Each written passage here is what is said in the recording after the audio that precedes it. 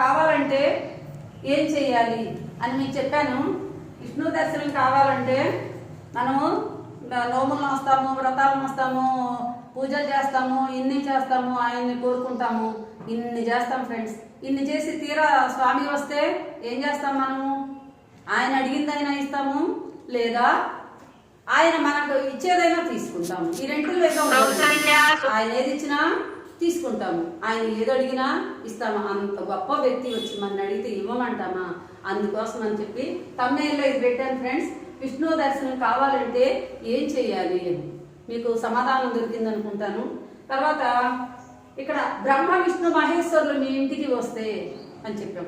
ఈ పద్యంలో మనకు 6వ పద్యంలో వివరించినట్లుగా బ్రహ్మ విష్ణు మహేశ్వరులు నిజంగా మన దగ్గరకు వస్తే, ఇప్పుడు శుక్రాచార్యుడు చెప్పినట్టుగానే ఆయన విష్ణుమూర్తి వచ్చాడు, నువ్వు ఇవ్వబాపు అని చెప్పాడు ఈ పద్యంలో.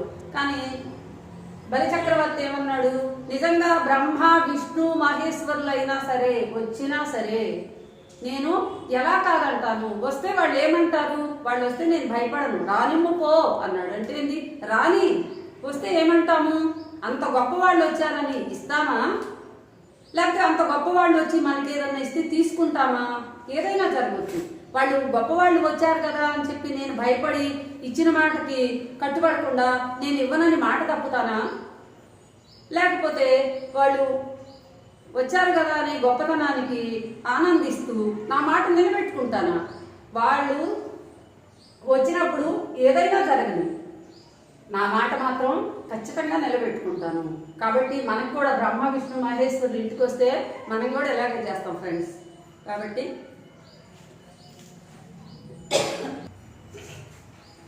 ఇంకొకటి 7వ పద్యం ఒకటి ఉంది ఫ్రెండ్స్, అది చూసుకుందాం. తమ్నేల్లో పెట్టినట్టుగానే జీవితం అందంగా ఉండాలంటే ఏం చేయాలండి? చూద్దాం. ఎవరైనా చెప్తారా? కామెంట్స్ పెట్టండి ప్లీజ్. జీవితం అందంగా ఉండాలంటే ఏం చేయాలి? మీరు ఏం చేస్తున్నారు?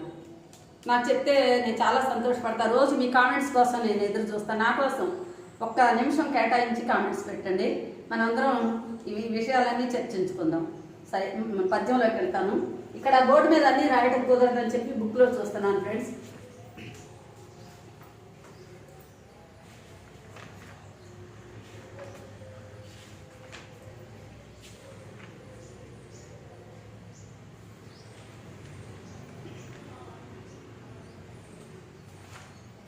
ఎలా బతుకుతుంటారండి? అసలు మన జీవనాన్ని బట్టే మనం ఎంత అందంగా నివసిస్తున్నాము, మన జీవితం ఎలా ఉంటుంది అని మన జీవన విధానాన్ని బట్టి తెలుస్తుందండి. అది ఈ పద్యంలో నేను తెలియదలుచుకున్నాను.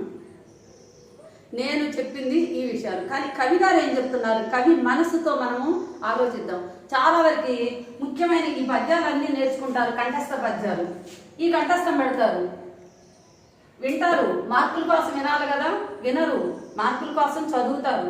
ఆ పద్యాలు వస్తే పరీక్షల్లో రాస్తారు, వచ్చేస్తారు, అయిపోతుంది వాటితో పని.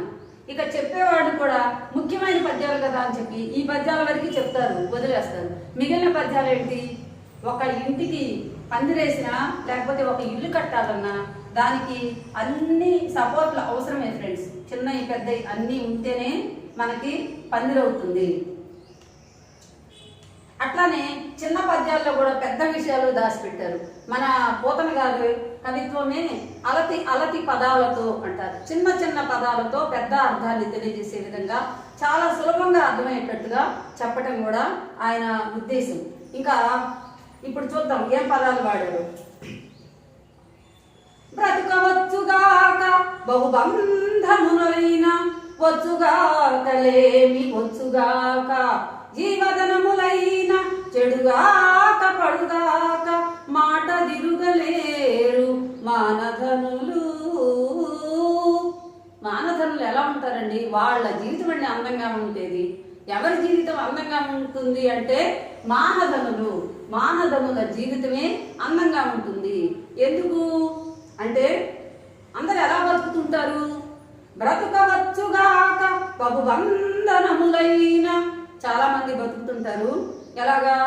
చాలా బంధనాలతోటి, సంకట్లు ఉంటాయి. అంటే జీవితంలో ముందుకు వెళ్ళలేక సంకట్లతో ఉన్నట్టుగా ఇబ్బంది పడుతూ బతుకుతుంటారు. ఇంకా వచ్చుగాకలేమి వచ్చుగాక,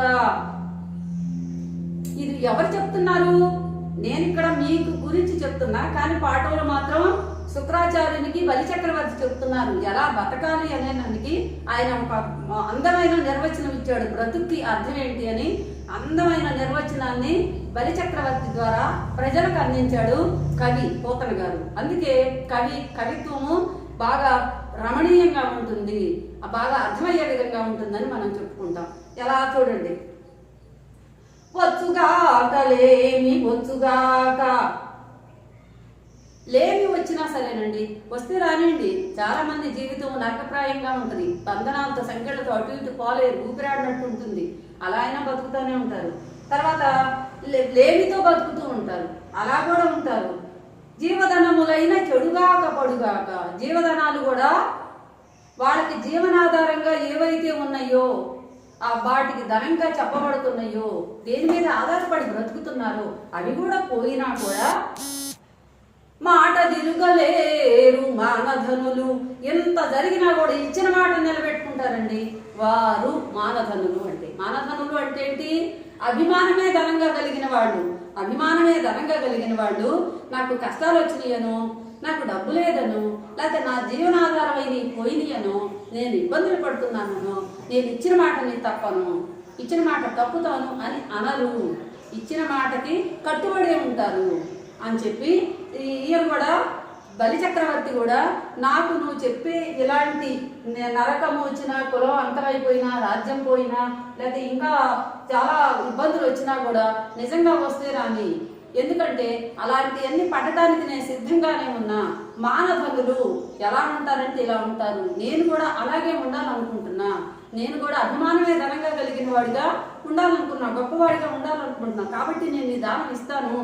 విష్ణుమూర్తి ఏదైతే అడుగుతాడో, లేకపోతే వచ్చిన వామనుడు ఏదైతే అడుగుతాడో అది తప్పనిసరిగా ఇస్తాను నేను, ఇలా చేస్తారు. కాబట్టి అప్పుడు వాళ్ళ జీవితము అందంగా ఉంటుంది. అది అందమైన జీవితం అంటే. అందమైన జీవితం అంటే బ్రతుకవచ్చుగాక బహువందనములైన, లేవచ్చుగాక లేమి వచ్చుగాక, జీవధనములై చెడుగాక పడుగాక, మాట తిరుగలేరు మానధనులు. అభిమానమే ధనంగా కలిగిన వాళ్ళు ఎన్ని కష్టాలు వచ్చినా, ఇబ్బందులు వచ్చినా, నరకాన్ని చూసినా, ఇంకో జీవధనాలు చెడిపోయినా సరే మాటని మాత్రం తప్పరు. అలాంటి వాళ్ళనే మానధనులు అంటారు. అభిమానంగా జీవిస్తారు, వాళ్ళ జీవితం అందంగా ఉంటుందండి. అలా ఉండటానికి ప్రయత్నం చేయాలి, అప్పుడే మన జీవితం కూడా అందంగా ఉంటుంది. జీవితం అందంగా ఎప్పుడు ఉంటుంది అని ప్రశ్నించాను. కాబట్టి ఆ ప్రశ్నకి సమాధానమే మీకు దొరికింది అనుకుంటున్నాను. కాబట్టి మనం కూడా ఏదైనా ఇస్తాము అంటే మాట నిలబెట్టుకోవాలని ఈ పాఠం ద్వారా తెలియజేశాడు కవి.